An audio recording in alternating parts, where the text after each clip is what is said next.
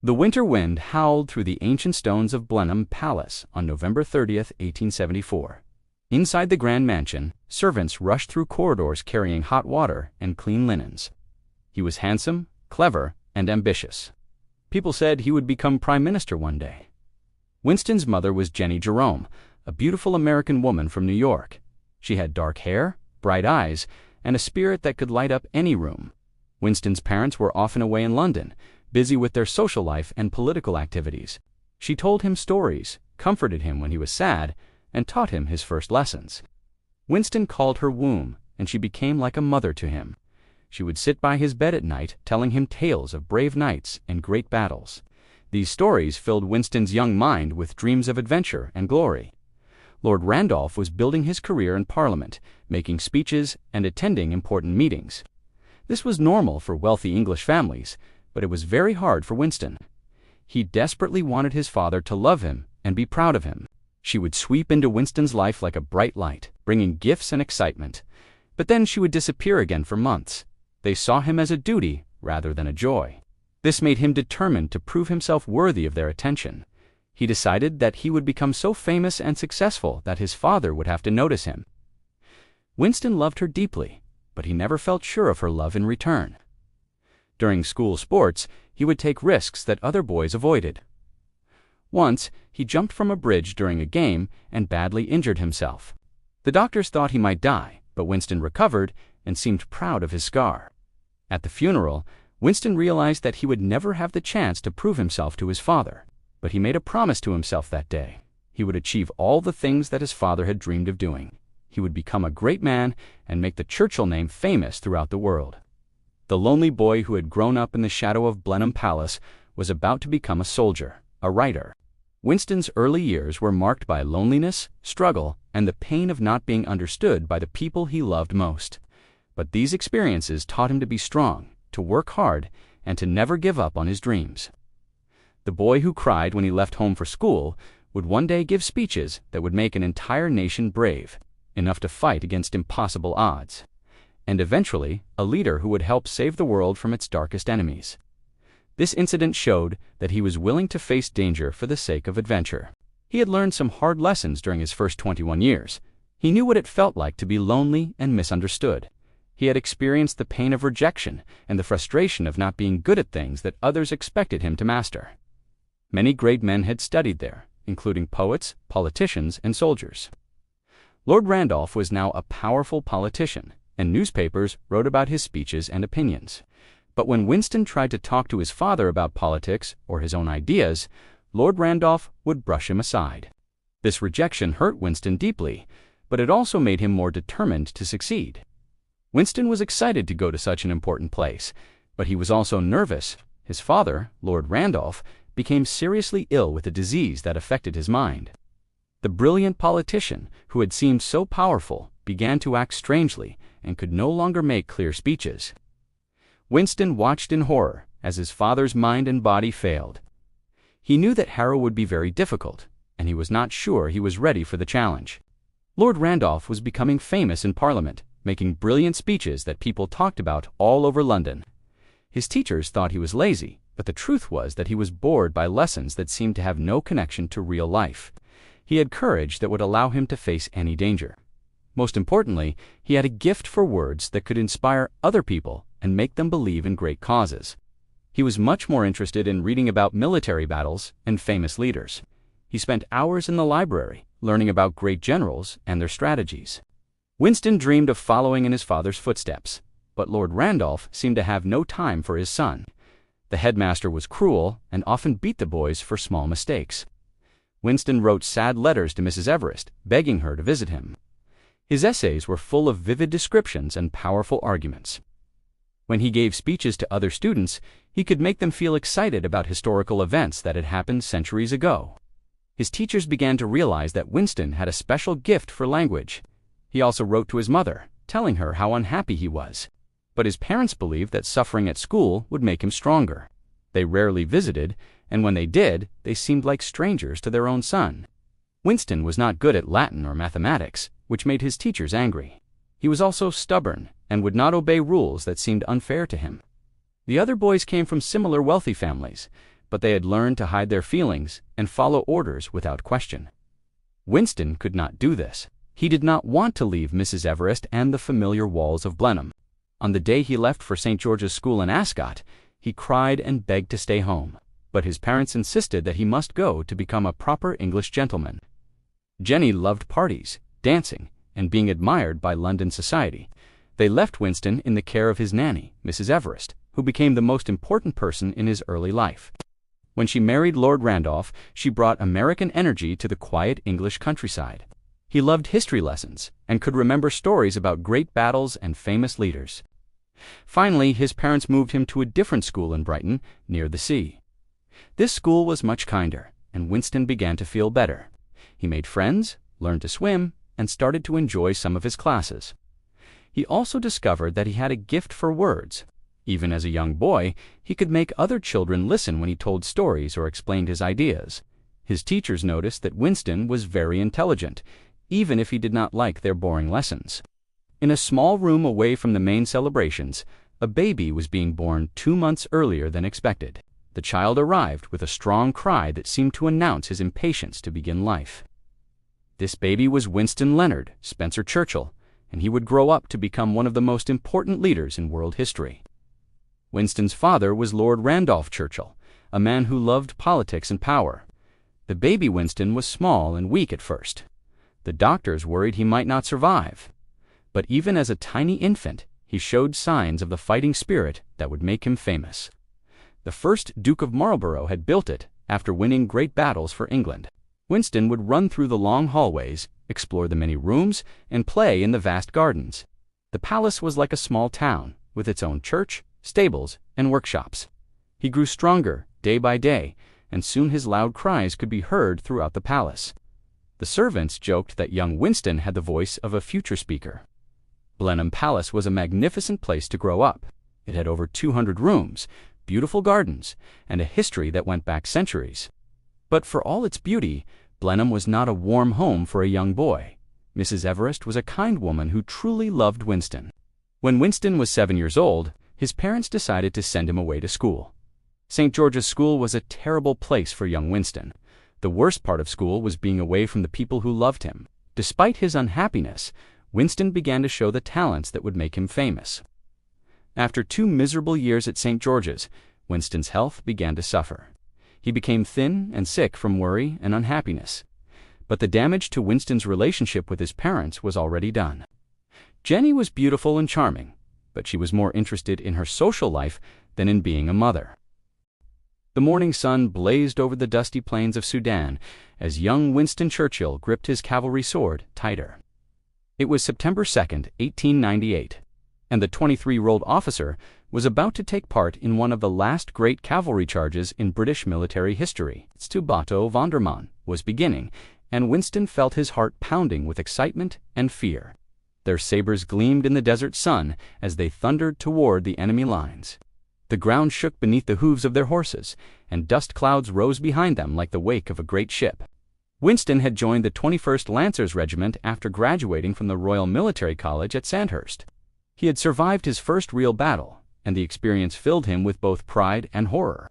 He had seen men die, and he had nearly died himself, but he had also proven to himself that he was brave and could face danger without running away. He was determined to see action and win glory for himself. This was a wild and dangerous region where British forces constantly fought against local tribes. The mountains were harsh and beautiful, and the fighting was fierce and unpredictable. It was called The Story of the Malakand Field Force, and it described the fighting he had witnessed on the frontier. The book was published when he was just 24 years old, and it became quite popular. Readers loved Winston's exciting descriptions of combat and his insights into military strategy. Winston took part in several campaigns, always volunteering for the most dangerous missions. The British Empire was vast, and there were always small wars being fought on its distant borders. For a young officer seeking adventure and fame, these conflicts offered the perfect opportunity. The Boers were skilled fighters who knew their land well. They were also fighting for their homes and freedom, which made them dangerous opponents. Winston quickly realized that this would be a much harder war than the British government expected. The Boers took him to a prisoner of war camp in Pretoria, the capital of their republic. The camp was a converted school building surrounded by guards and barbed wire. Winston was locked up with other British officers and soldiers. But at the last moment, only Winston was able to climb over the prison wall. He found himself alone in enemy territory, with no map, no compass, and no clear plan for reaching safety. Winston had to travel over 300 miles through enemy territory to reach the border with Portuguese East Africa. He spoke no Dutch, the language of the Boers, and he had very little money or food. He was not supposed to fight, but Winston had never been good at following rules. He took a huge risk and knocked on the door of a house in a small mining town. Incredibly, the house belonged to John Howard, one of the few British sympathizers in the area. Howard agreed to hide Winston and help him escape. He was terrified of being recaptured because escaped prisoners were often shot. The countryside was full of Boer patrols looking for him, and there were rewards offered for his capture. Every sound made him freeze with fear. Winston crouched in the dark among the wool bales, trying not to make any noise. He had only a few chocolate bars and some water. The train stopped frequently, and each time Winston feared that guards would search the cargo and find him. When he emerged from the wool wagon, he was dirty, hungry, and exhausted, but he was free. The Portuguese officials were amazed by his story and treated him as a hero. But Winston could not bear the thought of sitting in prison while history was being made outside. He immediately began planning his escape.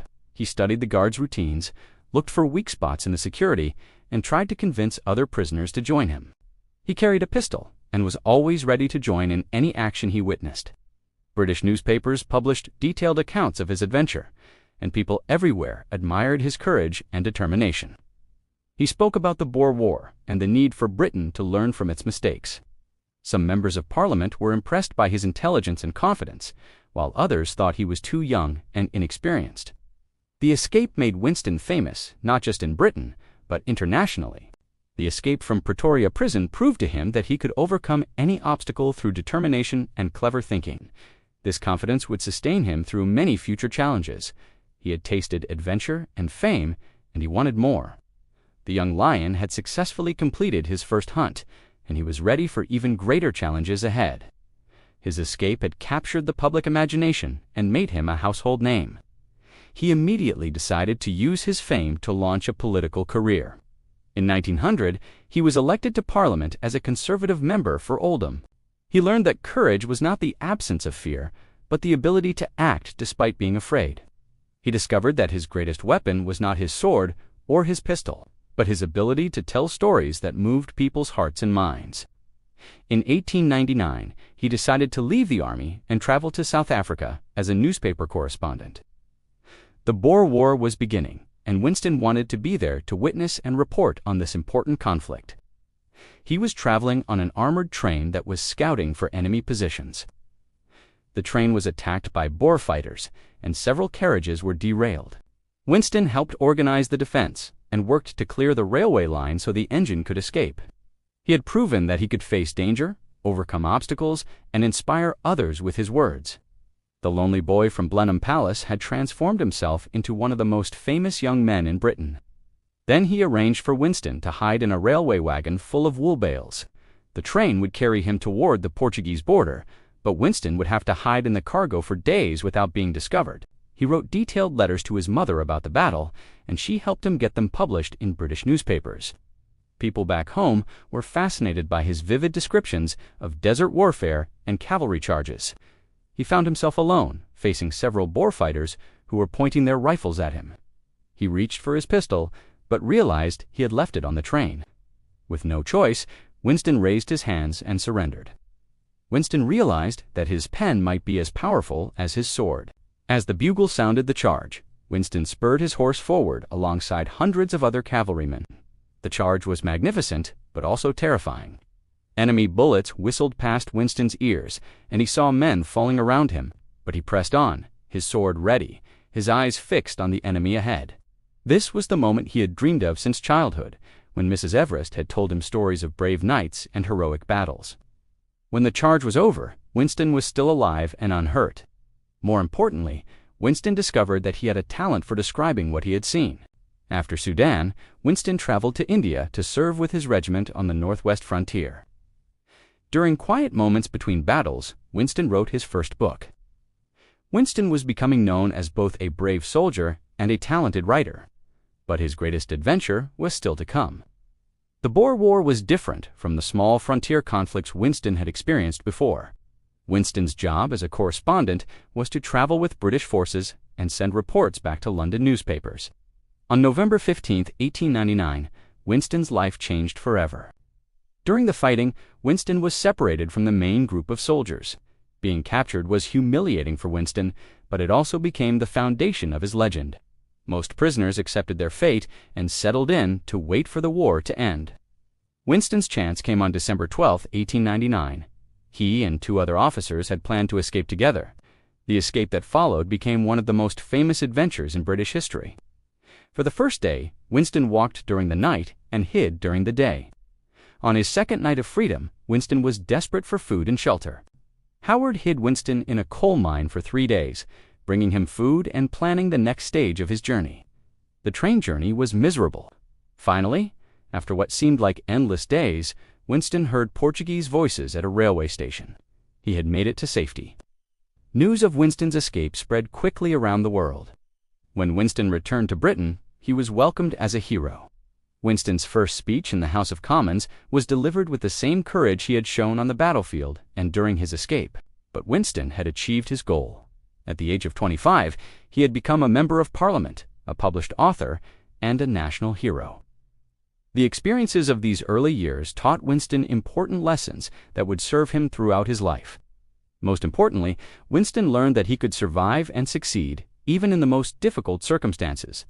As Winston settled into his new life as a member of Parliament, he carried with him the memories of cavalry charges, midnight escapes, and the roar of crowds welcoming him home. The House of Commons was in uproar on May 31, 1904. Members of Parliament were shouting, waving their papers and pointing angry fingers across the chamber. In the middle of this chaos stood Winston Churchill, 30 years old and defiant. He had just done something that shocked the entire British political world. For months, he had been growing uncomfortable with conservative policies. He disagreed with their support for high taxes on imported goods, which he believed hurt ordinary working people. He also felt that the Conservative Party was too focused on protecting the wealthy and ignoring the needs of the poor. He had abandoned the Conservative Party of his father and crossed the floor to join the Liberal Party. Conservative members who had once been his friends now looked at him with hatred. They called him a traitor and a man without principles. Some said he had only changed sides to advance his own career. Winston's decision to change parties was not made lightly. They knew he was brilliant, energetic, and had the ability to make powerful speeches. These were offices where unemployed people could go to find information about available jobs. Before this system existed, people looking for work had to walk from factory to factory, often wasting days without finding anything. The labor exchanges made it much easier for workers to find jobs and for employers to find workers. In 1908, when the Liberals won a great victory in the general election, Winston was appointed president of the Board of Trade. He had seen how prisoners were treated during his adventures around the world, and he believed that the justice system should focus on reforming criminals rather than just punishing them, introduce libraries, education programs, and better food for prisoners. At a dinner party in 1908, he met Clementine Hosier, a beautiful and intelligent young woman. Clementine was 23 years old, 10 years younger than Winston, and she came from a respectable but not wealthy family. She was not impressed by his fame or his family connections. Instead, she challenged his ideas and made him think more deeply about his beliefs. Their conversations were lively and sometimes turned into friendly arguments about politics and society.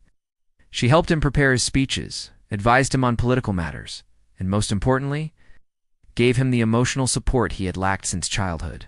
People criticized these reforms as being too soft on criminals, but Winston believed that treating people humanely was the mark of a civilized society.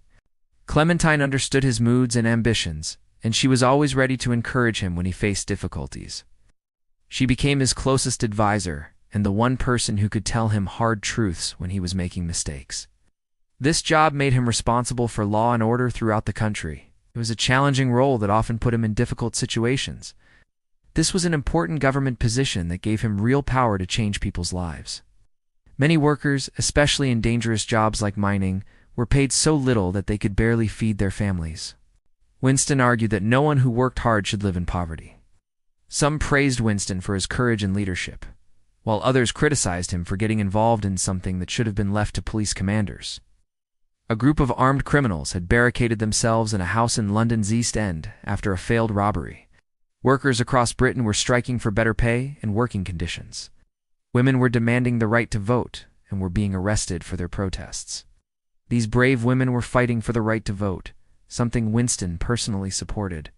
But as Home Secretary, he had to enforce laws that made their protests illegal. When suffragettes were arrested and went on hunger strikes in prison, Winston was caught between his duty to uphold the law and his belief in their cause. Winston had to balance the need to maintain order with his sympathy for people seeking justice. He ordered the construction of new battleships and began converting the fleet from coal to oil power. This was a risky decision because it meant Britain would depend on oil from distant countries, but it made British ships faster and more efficient. When police surrounded the building, the criminals began shooting at them. They increased their pay, improved their food, and created better opportunities for promotion. Winston believed that the Navy's strength came from its people, not just its ships and weapons. He was appointed First Lord of the Admiralty, making him responsible for the Royal Navy. His marriage to Clementine had given him the emotional stability he needed to focus on important work. His experience in different government departments had taught him how to get things done in the complex world of politics. He learned to fly himself, despite the fact that early aircraft were extremely dangerous. Clementine worried constantly about his flying, but Winston believed that leaders should understand the tools they were asking others to use. He still took risks and made dramatic gestures, but he was now more thoughtful about the consequences of his actions. The impulsive young man who had escaped from prison was becoming a mature leader who could inspire others to follow him. This was a dream job for Winston, who had always been fascinated by ships, naval history, and military strategy. He had prepared the Royal Navy for war, built a strong political reputation, and found the personal happiness that had eluded him for so long.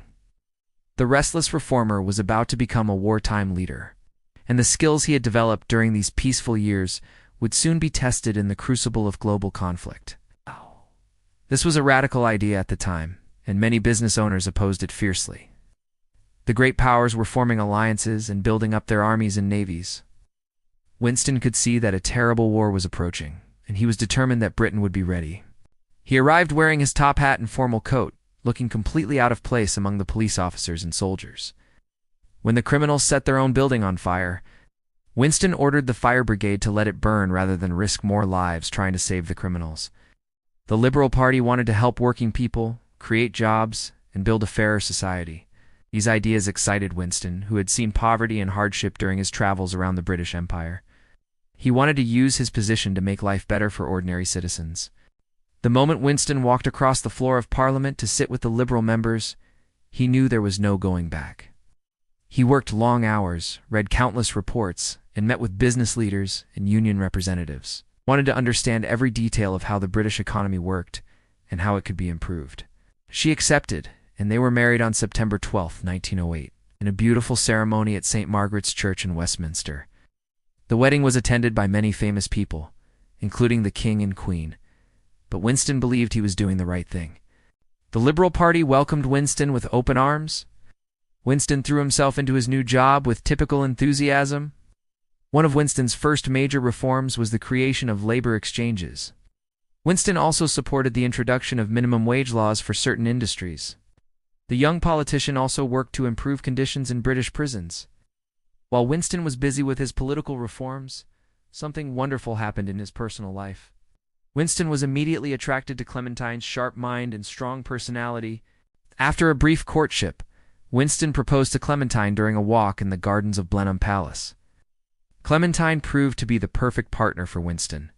She was calm where he was excitable, practical where he was dreamy, and diplomatic where he was sometimes rude. The marriage also brought Winston the stable family life he had always craved. In 1910, Winston was promoted to Home Secretary, one of the most important positions in the British government.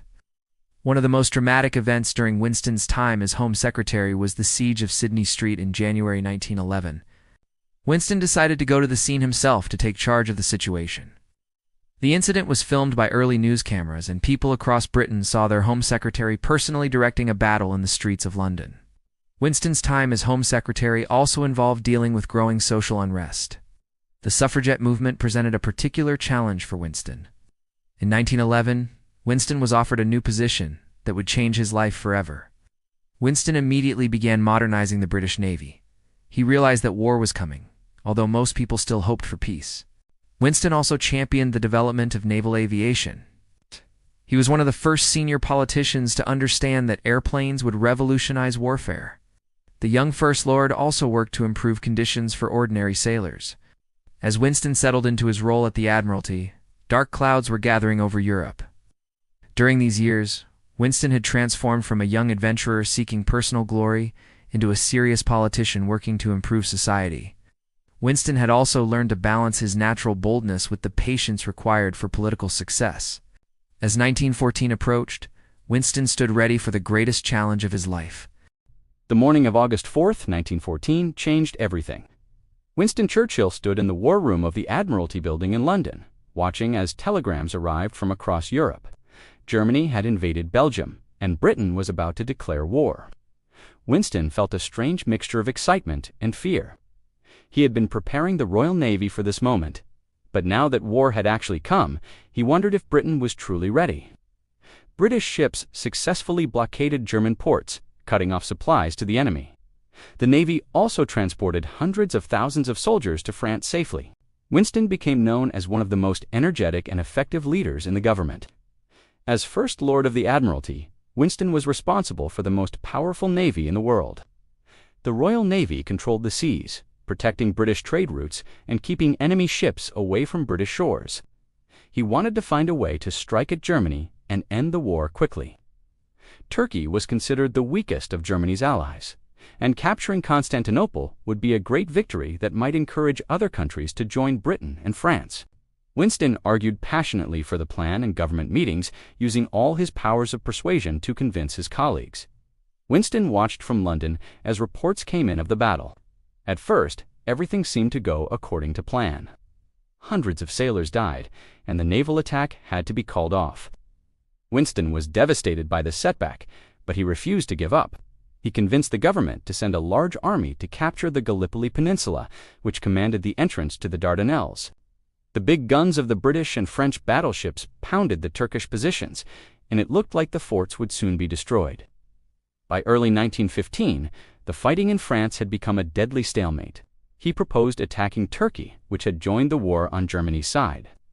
The Turkish defenders held the high ground and could shoot down at the attackers. In the blazing summer heat, men died by the thousands for gains measured in yards. If British and French forces could capture the Dardanelles, the narrow strait that connected the Mediterranean Sea to the Black Sea, they could then sail to Constantinople and knock Turkey out of the war. This would also open a supply route to Russia, Britain's ally. Winston was blamed for the disaster, and his political career seemed to be over. At the age of 41, the man who had once been hailed as a future prime minister was now seen as a dangerous failure, and French troops would quickly overwhelm the Turkish defenders and open the way to Constantinople. But the Turkish forces, led by a brilliant general named Mustafa Kemal, fought with unexpected courage and skill. Instead, his bold gamble had cost thousands of young men their lives and destroyed his own reputation. The weight of this failure would haunt him for the rest of his life. Millions of soldiers faced each other across trenches, unable to advance without suffering terrible casualties. Winston believed there had to be a better way to win the war. The constant threat of death, the horrible conditions, and the sight of young men dying daily had a profound effect on him. He wrote long letters to Clementine describing the horror and waste of the Western Front. These months in the trenches taught him that war was not a glorious adventure, but a terrible tragedy. Many people still blamed him for the Gallipoli disaster and were reluctant to trust him with important responsibilities. He spent the remaining years of World War I as a backbench member of Parliament, making speeches and writing articles, but having little influence on government policy. The terrible conflict was over, but at a cost of millions of lives.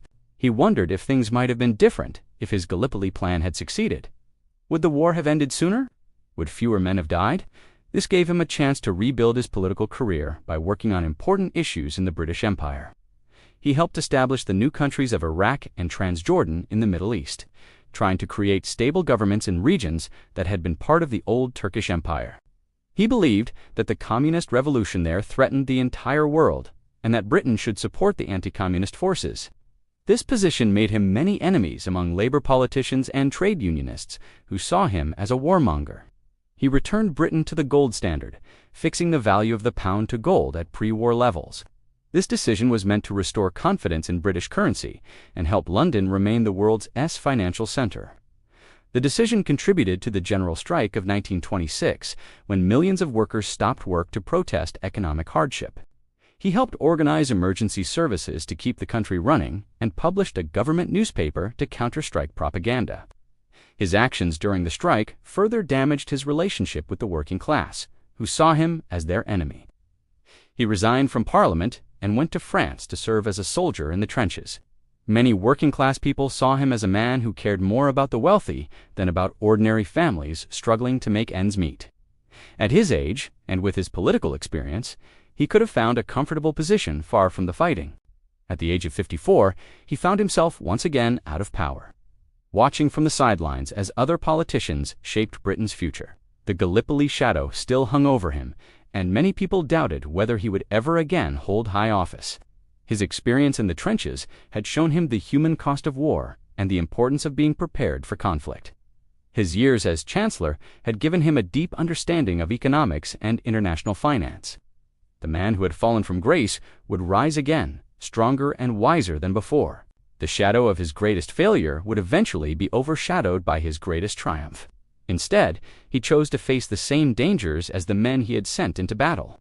He was back in a senior government position and had largely recovered from the Gallipoli disaster.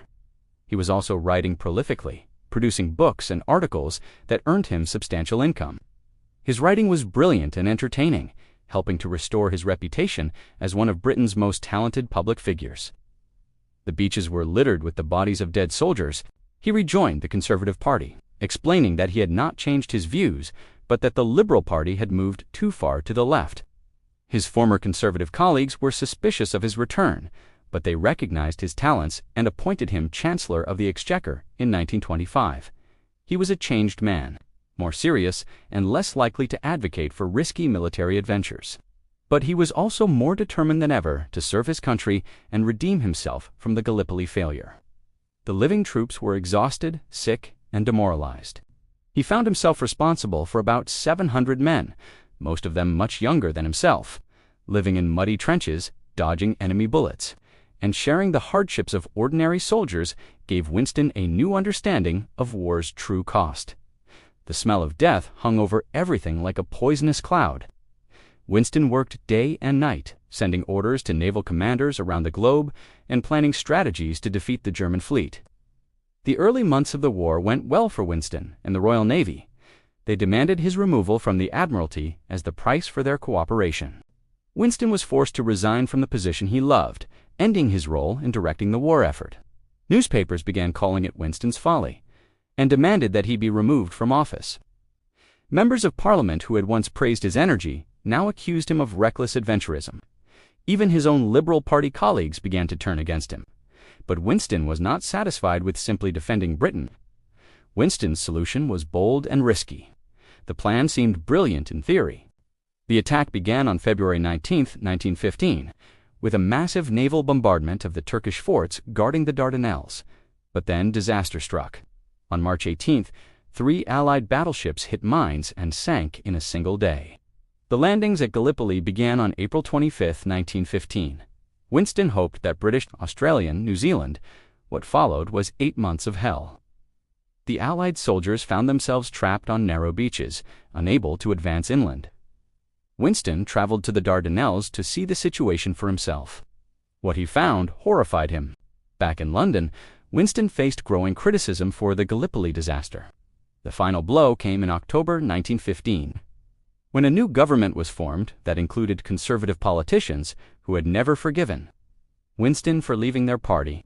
The Gallipoli campaign was finally abandoned in January 1916 after costing over 100,000 Allied lives.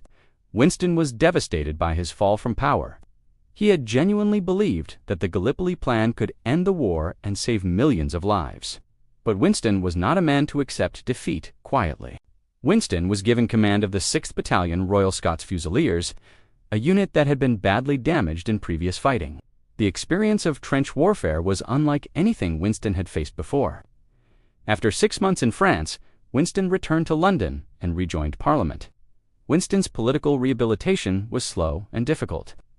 The war ended in November 1918 with Germany's defeat. Winston felt both relief and sadness. In 1919, Winston was appointed colonial secretary in the new government.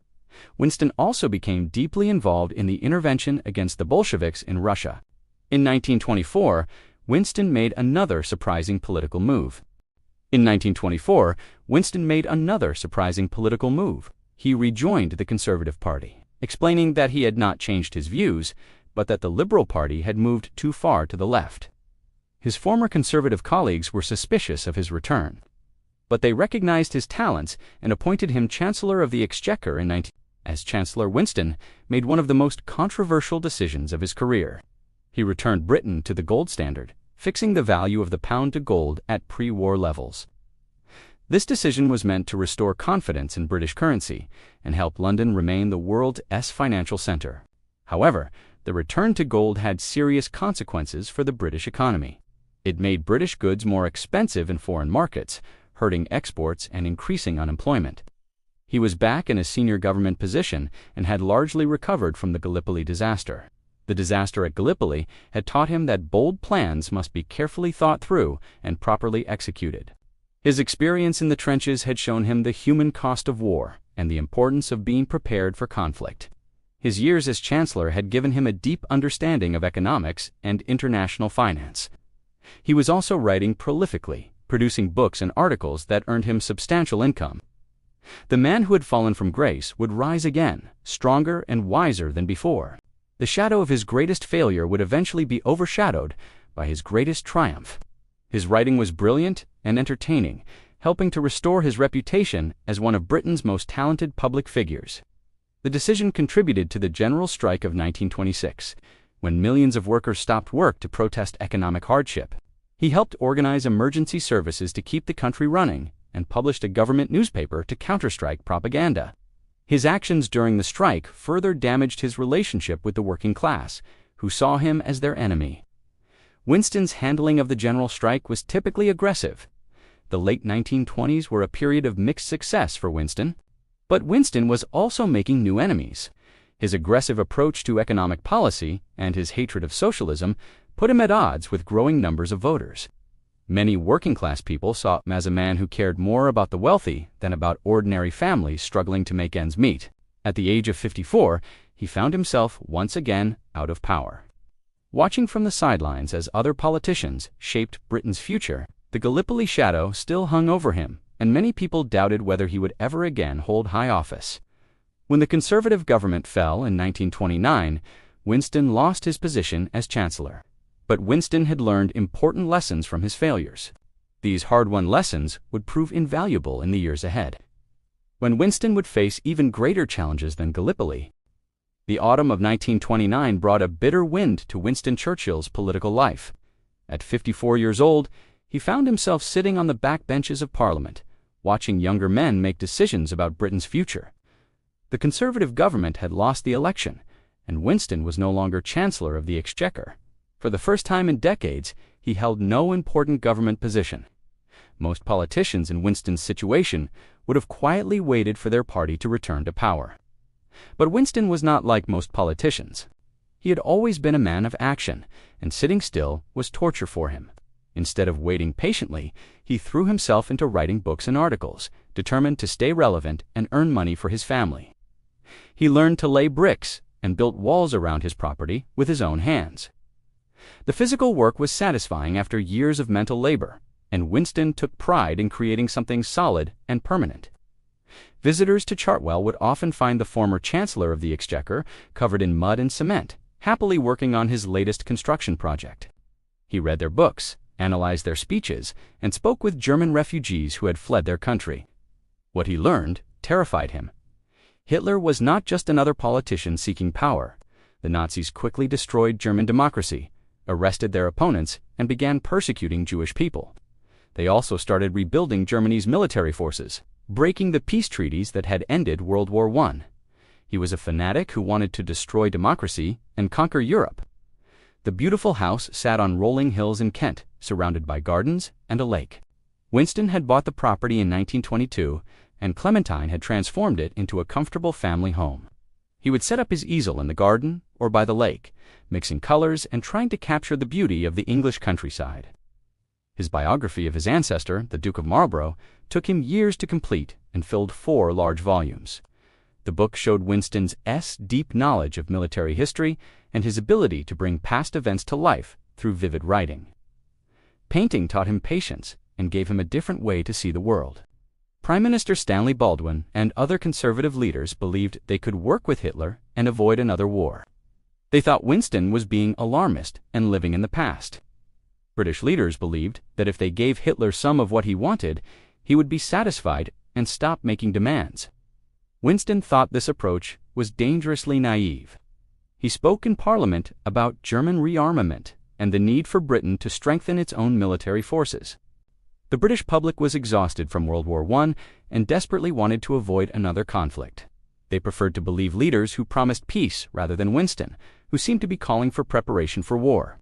Prime Minister Baldwin and his successor, Neville Chamberlain, believed that Hitler was only reclaiming what rightfully belonged to Germany.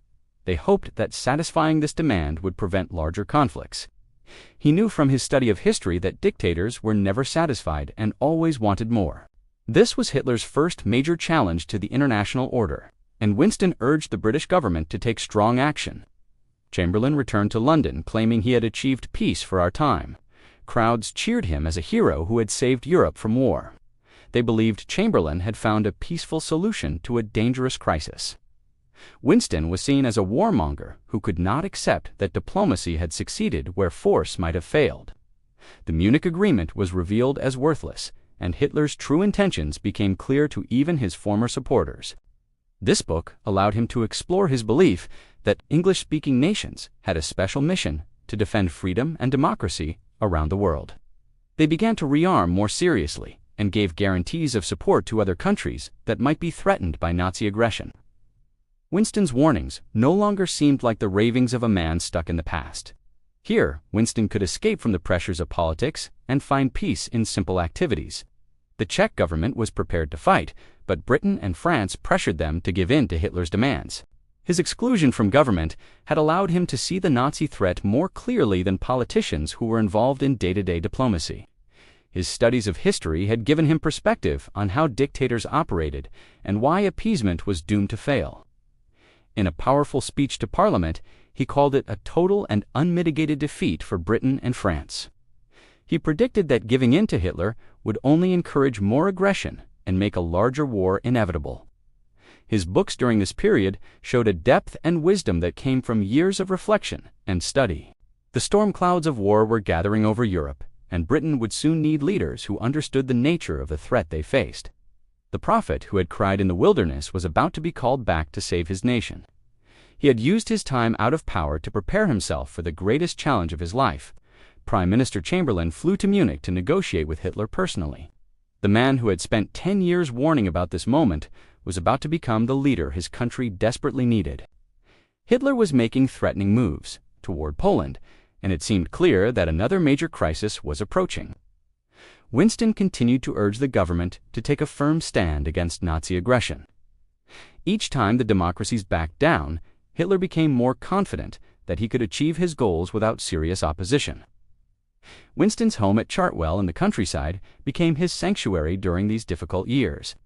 At Chartwell, Winston discovered the joy of painting. He had started this hobby during World War I as a way to relax, but now it became a passion. When the crisis finally came, people would remember who had warned them and who had been willing to tell uncomfortable truths. Winston also became fascinated with building. He was an expensive man to maintain, with his large house, many servants, and love of fine food and cigars. The money from his books and articles helped pay for his lifestyle and allowed him to remain independent of party politics. Across the English Channel, disturbing news was coming from Germany. While most British politicians ignored or dismissed Hitler as a temporary troublemaker, Winston saw him as a deadly threat. But even in this peaceful setting, Winston's mind was drawn to darker subjects. Winston began studying everything he could about Hitler and the Nazi movement. Winston tried to warn the British government about Hitler's true intentions, but few people listened to him. The policy of trying to keep peace with Hitler became known as appeasement. During these wilderness years, Winston also wrote some of his greatest books.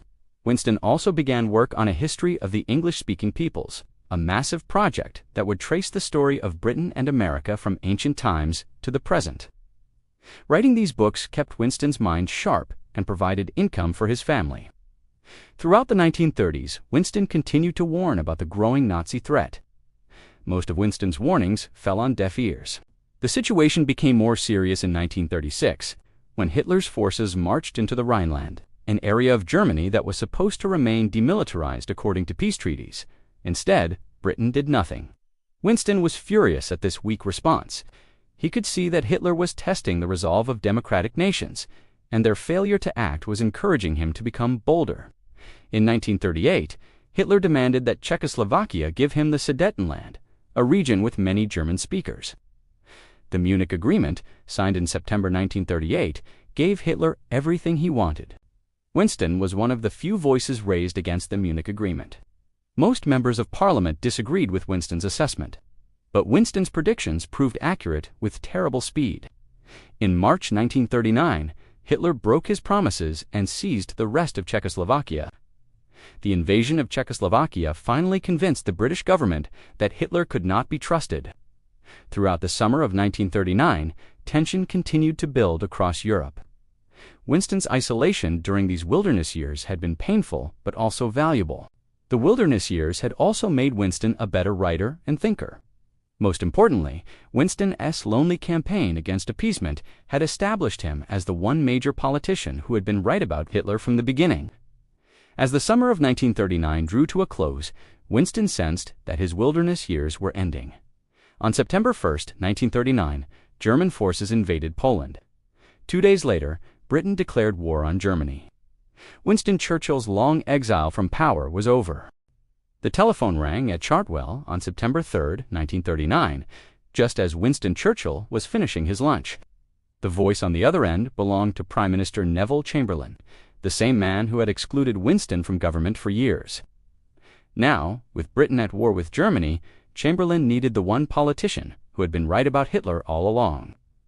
"Winston," Chamberlain said, his voice heavy with the weight of failure, "I want you to come back to the Admiralty." Winston felt his heart racing. After 10 years in the political wilderness, he was being called back to the position he had held 25 years earlier. In 1914, armies had marched proudly to battle, expecting quick victory. Now, in 1939, everyone knew that modern war would be longer, more destructive, and more terrible than anything the world had ever seen. The weapons were deadlier, the stakes were higher, and the enemy was more ruthless than ever before.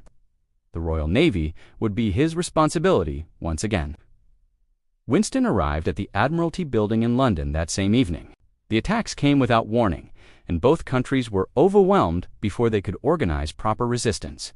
Winston had actually predicted that Hitler might attack Norway, but the British response was too slow and poorly coordinated to stop the German advance. As he walked through the familiar corridors, he could feel the excitement of the naval officers and staff. A signal was immediately sent to every British ship around the world with just 3 words: "Winston is back." As a member of Chamberlain's government, he shared responsibility for the Norwegian failure. But everyone knew that Winston had opposed appeasement and had warned about Hitler's intentions. Many people saw him as the only politician with the strength and experience to lead Britain in this desperate time.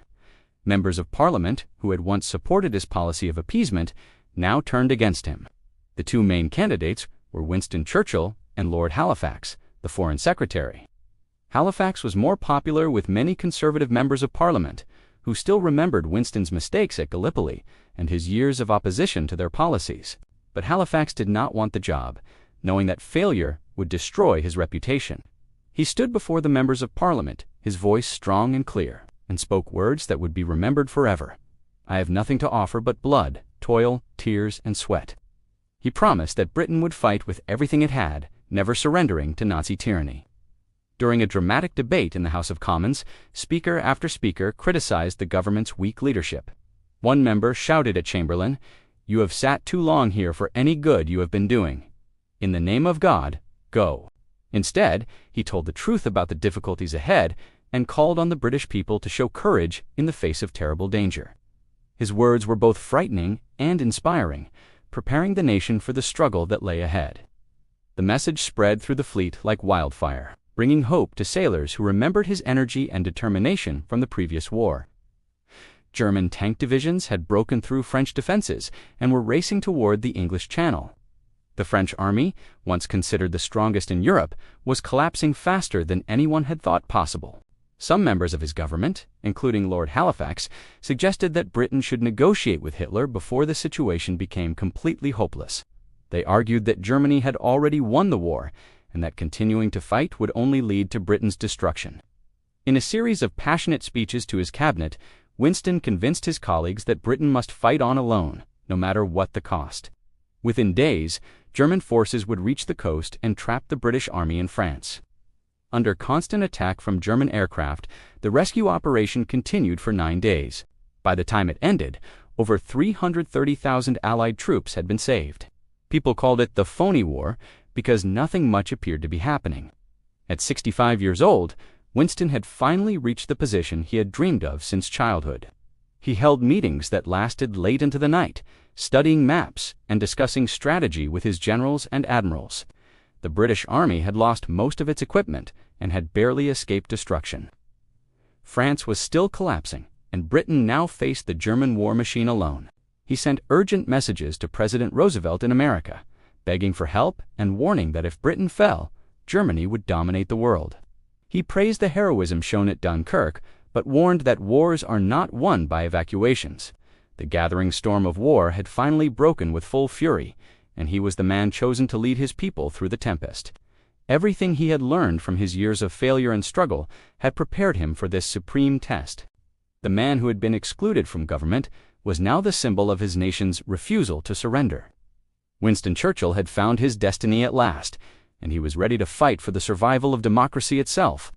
Then he spoke the words that would define Britain's determination. "We shall fight on the beaches, we shall fight on the landing grounds," he told the British people that the Battle of France was over and that the Battle of Britain was about to begin. "We shall fight in the fields and in the streets. We shall fight in the hills. We shall never surrender. And so bear ourselves that if the British Empire and its Commonwealth last for 1,000 years, men will still say this was their finest hour." But he was taking power at the darkest moment in British history. German armies were advancing rapidly through Europe, and it looked like nothing could stop them. The British Expeditionary Force and thousands of French and Belgian troops were surrounded at Dunkirk, a small port on the French coast. German forces were closing in from 3 sides, and it seemed certain that hundreds of thousands of Allied soldiers would be killed or captured. German and French armies faced each other across fortified lines, but neither side launched major attacks. 1940. That morning, Hitler launched his long-awaited attack on Holland, Belgium, and France. German tanks and aircraft struck with overwhelming force, smashing through defensive lines that were supposed to protect Western Europe. The same day, Chamberlain resigned as Prime Minister. British ships patrolled the seas, but there were no great naval battles. Some people began to hope that perhaps this war would not be as terrible as they had feared. But this war was different from the one Winston had known before, and he worked frantically to get the Royal Navy ready for the real fighting that would surely come. He visited naval bases, inspected ships, and met with commanders to discuss strategy. His energy and enthusiasm reminded everyone why he had been so effective during the previous war. For the first few months, the war seemed strangely quiet. Winston was not fooled by this quiet period. He knew that Hitler was preparing for something big. The quiet ended dramatically in April 1940, when Hitler's forces suddenly invaded Norway and Denmark. The failure in Norway was a disaster for Prime Minister Chamberlain. Winston found himself in a difficult position during this crisis. The final blow to Chamberlain's leadership came on May 10th. The question now was, who would replace him? That evening, King George VI asked Winston to form a new government. Winston's first speech as Prime Minister was delivered to the House of Commons on May 13, 1940. The speech was classic Winston Churchill. He did not promise easy victory or quick success. As Winston spoke, the news from France was getting worse by the hour. Winston immediately threw himself into the work of running the war. The crisis in France reached its peak at the end of May 1940. Winston faced one of the most difficult decisions of his life. But Winston refused to consider surrender or negotiation. He believed that Hitler could never be trusted and that any peace agreement would only be temporary. The miracle of Dunkirk began on May 26, 1940. The Royal Navy, helped by hundreds of small boats manned by civilian volunteers, began evacuating soldiers from the beaches. On June 4, 1940, Winston delivered another of his great speeches to Parliament. 2 weeks later, France surrendered to Germany. Winston watched in anguish as his ally collapsed and a new puppet government agreed to cooperate with Hitler. On June 18, 1940, Winston delivered what many consider his greatest speech. The speech ended with words that captured the spirit of the moment. "Let us therefore brace ourselves to our duties." Winston had taken power at the moment when Britain's survival hung in the balance. The lonely voice that had warned about Hitler for 10 years was now the voice of British defiance. The summer of 1940 was the loneliest time in Winston Churchill's life. Britain stood completely alone against the Nazi war machine that had conquered most of Europe. Every morning, Winston woke up knowing that this might be the day Hitler decided to invade his island home. The concrete bunkers were cramped and stuffy, but they were safe from German bombs. Maps covered every wall, showing the positions of ships, planes, and armies around the world. Young British pilots, many of them barely 20 years old, climbed into their Spitfire and Hurricane fighters to defend their homeland. Day after day, they fought desperate battles in the skies over southern England. Red phones connected Winston to commanders in every corner of the British Empire. The German army was gathering just 20 miles across the English Channel, and their planes filled the skies over Britain like deadly swarms of wasps. Winston worked 18 hours a day from his underground war rooms beneath the streets of London. Over 1,000 German planes crossed the Channel, expecting to overwhelm the remaining British defenders. But the Royal Air Force was ready. British pilots shot down 60 German aircraft while losing only 26 of their own. The Battle of Britain began in earnest in July 1940.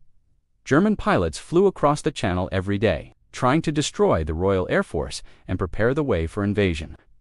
Every decision he made could mean the difference between victory and defeat, between freedom and slavery for the British people. Winston knew that Britain could not defeat Germany alone. He needed allies, and the most important potential ally was the United States of America. Winston began a remarkable friendship with President Franklin Roosevelt that would help win the war. The German Air Force had been defeated, and Hitler was forced to cancel his invasion plans. Winston paid tribute to the young pilots who had saved their country with words that became immortal. Never in the field of human conflict was so much owed by so many to so few. Winston signed his letters, former naval person, and poured out his heart to the American president. He described Britain's desperate situation and begged for help. They talked by telephone and radio, sharing their hopes and fears about the war. Winston's charm and eloquence helped convince Roosevelt that Britain was worth supporting. Slowly, American help began to arrive in the form of ships, planes, and weapons. Roosevelt wanted to support Britain, but many Americans believed their country should stay out of the war. People would cheer when they saw him, and he would flash his famous V for Victory sign with his fingers. His courage in the face of danger inspired millions of people to believe that Britain could survive and eventually win the war. Winston had always hated communism, but he immediately offered to help Soviet leader Joseph Stalin fight the Germans. "If Hitler invaded hell," Winston said, "I would make at least a favorable reference to the devil in the House of Commons." Winston began sending supplies to Stalin, even though Britain could barely spare them. He knew that as long as German armies were fighting in Russia, they could not invade Britain. He barely slept, surviving on cigars, whiskey, and his iron determination to never surrender. His doctors worried about his health, but Winston refused to rest while his country was in danger.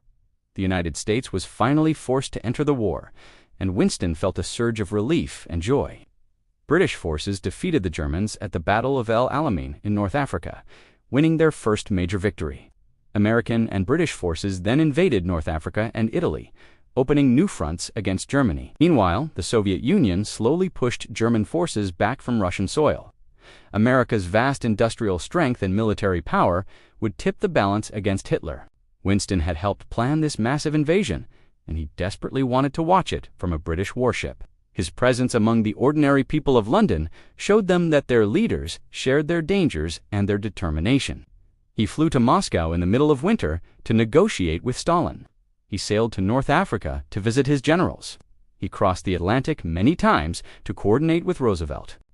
Despite being nearly 70 years old, Winston seemed to have endless energy for the work of winning the war. British voters went to the polls and voted the Conservative Party out of power. Winston, who had led Britain through its darkest hour, was suddenly out of a job. Clementine tried to comfort him by saying it might be a blessing in disguise. At the moment, Winston replied sadly, it seems quite effectively disguised. His speeches had inspired not just the British people, but people around the world who believed in freedom and democracy. His leadership had held together the Grand Alliance that defeated Hitler.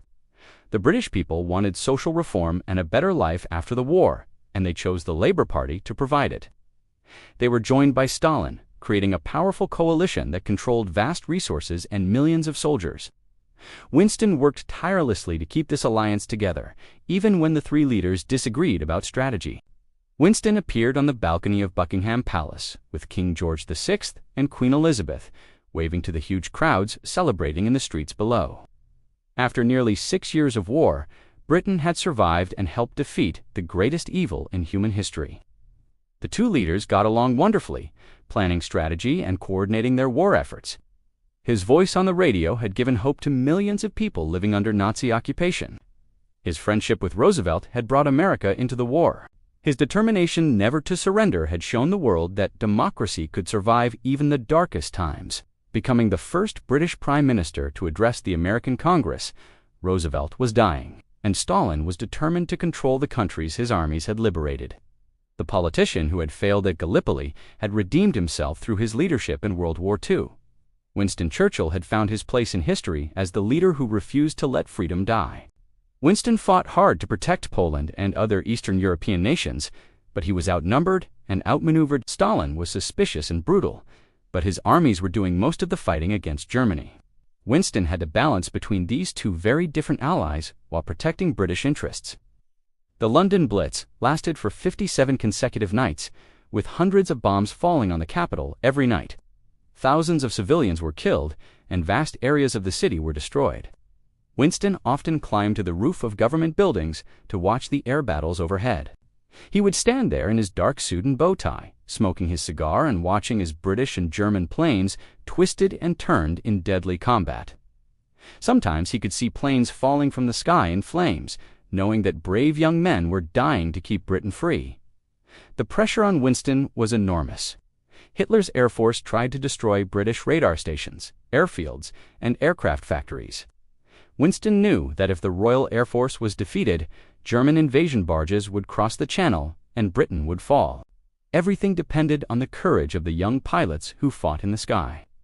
In August 1940, the German air attacks became even more intense. The climax came on September 15, 1940, when Germany launched its largest air attack of the war. That evening, Winston knew that Britain had survived its greatest test. But winning the Battle of Britain was only the beginning. Winston and Roosevelt had never met in person, but they wrote hundreds of letters to each other. The friendship between Winston and Roosevelt grew stronger as the months passed. In the autumn of 1940, German bombers began attacking British cities instead of military targets. Winston refused to hide in safety during the bombing.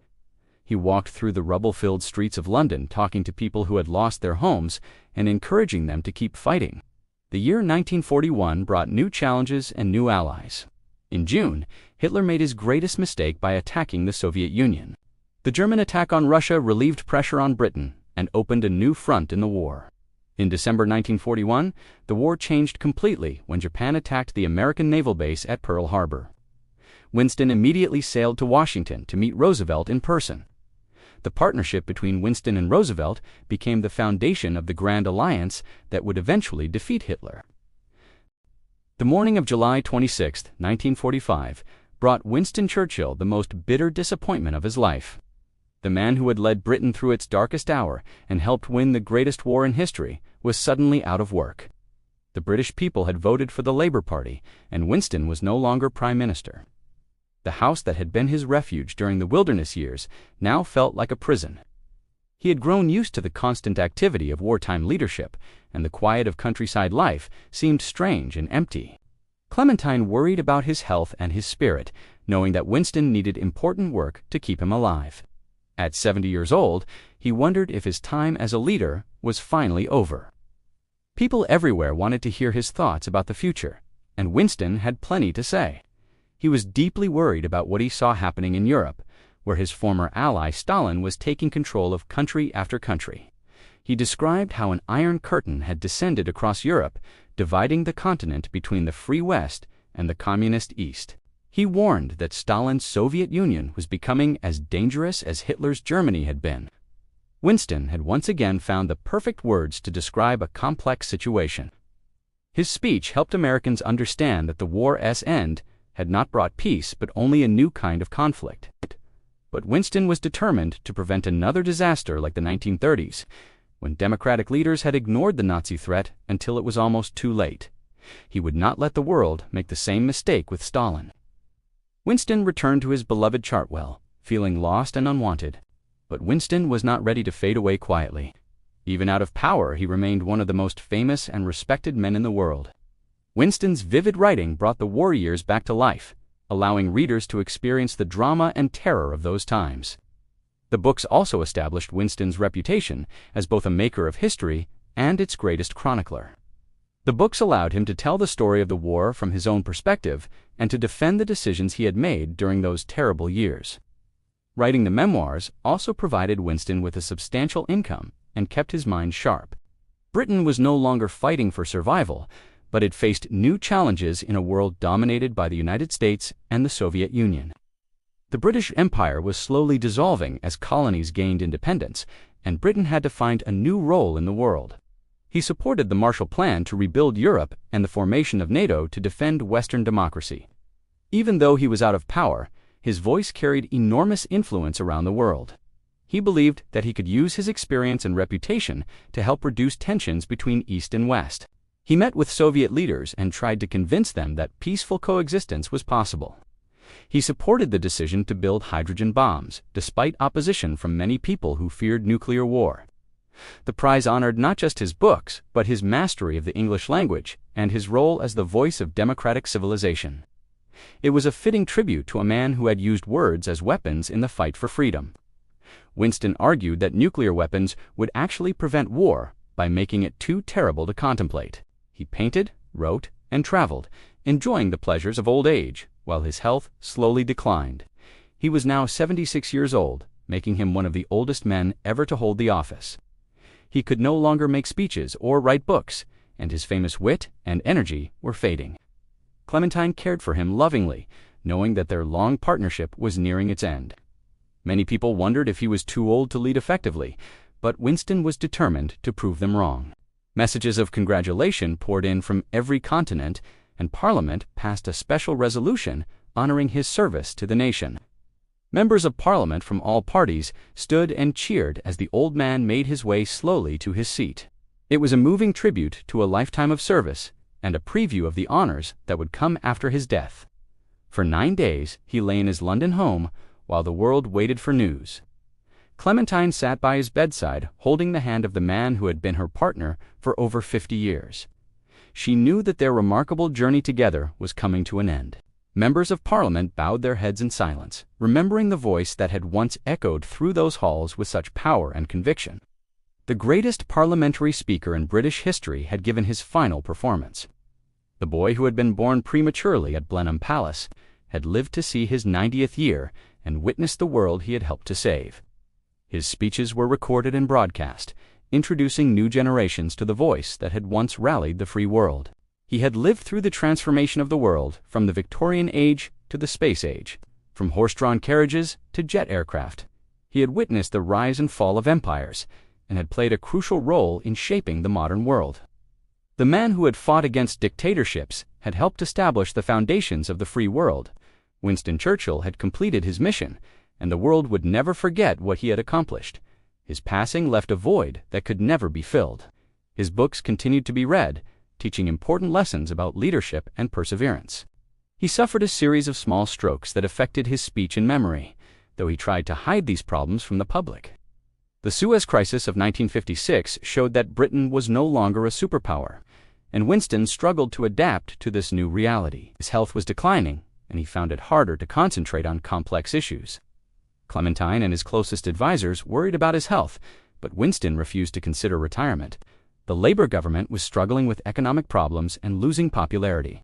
Winston sensed that the Conservative Party might win the next election, and he began campaigning with renewed energy.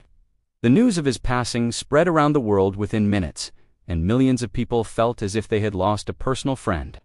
The man who had stood alone against Hitler, who had warned about the Iron Curtain, and who had shown the world how to fight for freedom, was gone. Despite his age, he was still the most famous conservative politician in Britain. He was 80 years old and had served his country for over 50 years. Queen Elizabeth II offered him a dukedom, but Winston declined, preferring to remain a commoner in the House of Commons. The invitation that changed everything came from Westminster College in Fulton, Missouri. The small American college wanted Winston to give a speech, and President Harry Truman agreed to introduce him. Winston saw this as a perfect opportunity to warn the world about the new threat that was emerging from the ashes of victory. Winston spent weeks preparing his speech, knowing that the world would be listening. He wanted to find the perfect words to describe what was happening in Europe without sounding like a warmonger. The speech he wrote would become one of the most important of his career, even though he was no longer a government leader. On March 5, 1946, Winston stood before the audience at Westminster College and delivered the speech that would define the early years of the Cold War. The phrase Iron Curtain captured the world's imagination and became the symbol of the division between East and West. Many people criticized Winston for his speech, saying he was trying to start a new war before the old one was properly finished. Throughout the late 1940s, Winston continued to speak and write about the communist threat. Winston also began work on his memoirs of World War II, which would become one of the greatest historical works ever written. The books were published in 6 volumes between 1948 and 1953, and they became bestsellers around the world.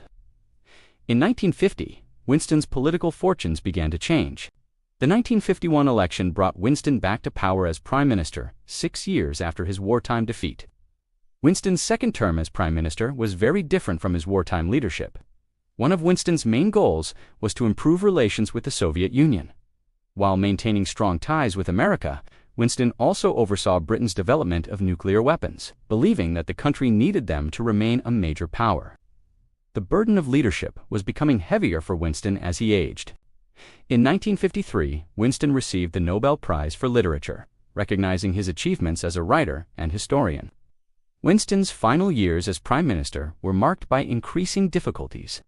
In April 1955, Winston finally resigned as Prime Minister, ending his second term in office. Winston's retirement was gradual and peaceful. He continued to serve as a member of Parliament until 1964, representing the same constituency of Woodford that had elected him decades earlier. The 1960s were bittersweet years for Winston. He was universally honored as one of the greatest leaders in history, but he was also becoming increasingly frail. Winston's 90th birthday in 1964 was celebrated around the world. Young people who had not lived through the war years began to discover Winston's story and were inspired by his courage and determination. Winston's final public appearance came in 1964 when he attended the House of Commons for the last time. On January 15, 1965, Winston suffered a massive stroke that left him unconscious. Winston Churchill died on January 24, 1965, exactly 70 years after his father's death. The announcement of Winston's death was made in the House of Commons, where he had spoken so many times. Winston's death marked the end of an era. The elder statesman who had warned about the Iron Curtain had lived to see the beginning of its end. The morning of July 26, 1945, brought Winston Churchill the most bitter disappointment of his life. The man who had led Britain through its darkest hour and helped win the greatest war in history was suddenly out of work. The British people had voted for the Labour Party, and Winston was no longer Prime Minister. The house that had been his refuge during the wilderness years now felt like a prison. He had grown used to the constant activity of wartime leadership, and the quiet of countryside life seemed strange and empty. Clementine worried about his health and his spirit, knowing that Winston needed important work to keep him alive. At 70 years old, he wondered if his time as a leader was finally over. Winston returned to his beloved Chartwell, feeling lost and unwanted, but Winston was not ready to fade away quietly. Even out of power, he remained one of the most famous and respected men in the world. People everywhere wanted to hear his thoughts about the future, and Winston had plenty to say. Winston had once again found the perfect words to describe a complex situation.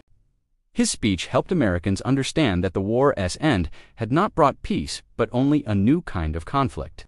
He was deeply worried about what he saw happening in Europe, where his former ally Stalin was taking control of country after country. He supported the Marshall Plan to rebuild Europe and the formation of NATO to defend Western democracy. Even though he was out of power, his voice carried enormous influence around the world. But Winston was determined to prevent another disaster like the 1930s, when democratic leaders had ignored the Nazi threat until it was almost too late. He would not let the world make the same mistake with Stalin. He wanted to find the perfect words to describe what was happening in Europe without sounding like a warmonger. The speech he wrote would become one of the most important of his career, even though he was no longer a government leader. The invitation that changed everything came from Westminster College in Fulton, Missouri. Britain was no longer fighting for survival, but it faced new challenges in a world dominated by the United States and the Soviet Union. The British Empire was slowly dissolving as colonies gained independence, and Britain had to find a new role in the world. The books allowed him to tell the story of the war from his own perspective, and to defend the decisions he had made during those terrible years. Writing the memoirs also provided Winston with a substantial income and kept his mind sharp. He believed that he could use his experience and reputation to help reduce tensions between East and West. He met with Soviet leaders and tried to convince them that peaceful coexistence was possible. He supported the decision to build hydrogen bombs, despite opposition from many people who feared nuclear war. Winston argued that nuclear weapons would actually prevent war by making it too terrible to contemplate. Winston's vivid writing brought the war years back to life, allowing readers to experience the drama and terror of those times. The books also established Winston's reputation as both a maker of history and its greatest chronicler. The prize honored not just his books, but his mastery of the English language and his role as the voice of democratic civilization. It was a fitting tribute to a man who had used words as weapons in the fight for freedom. He painted, wrote, and traveled, enjoying the pleasures of old age, while his health slowly declined. He could no longer make speeches or write books, and his famous wit and energy were fading. Clementine cared for him lovingly, knowing that their long partnership was nearing its end. The Suez Crisis of 1956 showed that Britain was no longer a superpower, and Winston struggled to adapt to this new reality. His health was declining, and he found it harder to concentrate on complex issues. He was 80 years old and had served his country for over 50 years. Queen Elizabeth II offered him a dukedom, but Winston declined, preferring to remain a commoner in the House of Commons. Members of Parliament from all parties stood and cheered as the old man made his way slowly to his seat. It was a moving tribute to a lifetime of service and a preview of the honors that would come after his death. Messages of congratulation poured in from every continent, and Parliament passed a special resolution honoring his service to the nation. The boy, who had been born prematurely at Blenheim Palace, had lived to see his 90th year and witnessed the world he had helped to save. His speeches were recorded and broadcast, introducing new generations to the voice that had once rallied the free world. His books continued to be read, teaching important lessons about leadership and perseverance. Members of Parliament bowed their heads in silence, remembering the voice that had once echoed through those halls with such power and conviction. The greatest parliamentary speaker in British history had given his final performance. He had lived through the transformation of the world from the Victorian Age to the Space Age, from horse-drawn carriages to jet aircraft. He had witnessed the rise and fall of empires and had played a crucial role in shaping the modern world. His passing left a void that could never be filled. The man who had fought against dictatorships had helped establish the foundations of the free world. Winston Churchill had completed his mission, and the world would never forget what he had accomplished. For 9 days, he lay in his London home while the world waited for news. Clementine sat by his bedside, holding the hand of the man who had been her partner for over 50 years. The news of his passing spread around the world within minutes, and millions of people felt as if they had lost a personal friend.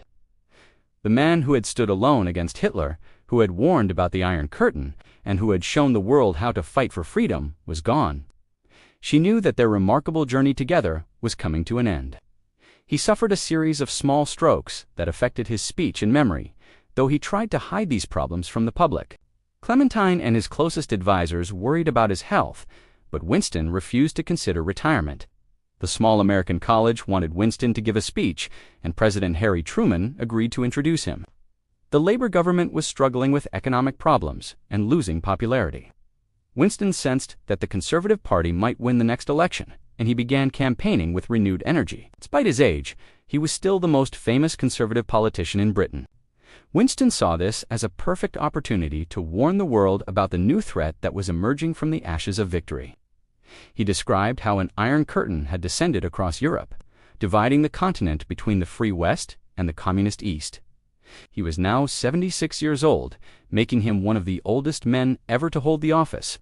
Many people wondered if he was too old to lead effectively, but Winston was determined to prove them wrong.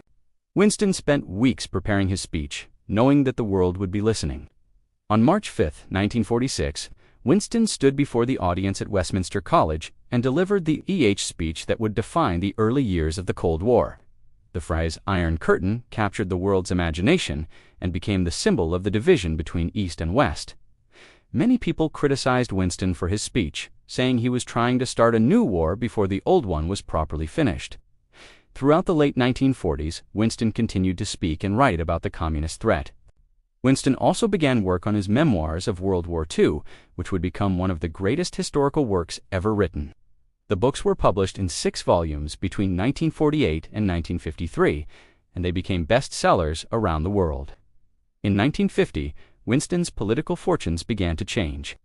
The 1951 election brought Winston back to power as Prime Minister, 6 years after his wartime defeat.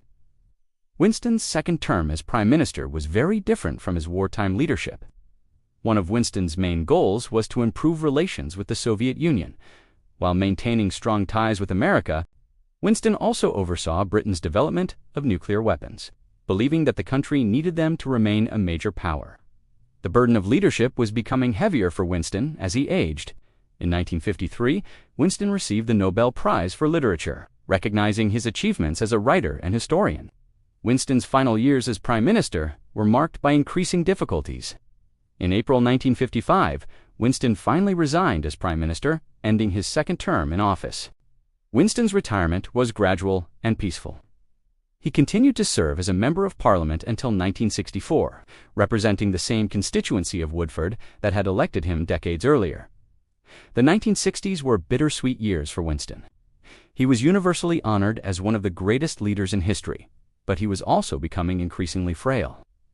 Winston's 90th birthday in 1964 was celebrated around the world. Young people who had not lived through the war years began to discover Winston's story and were inspired by his courage and determination.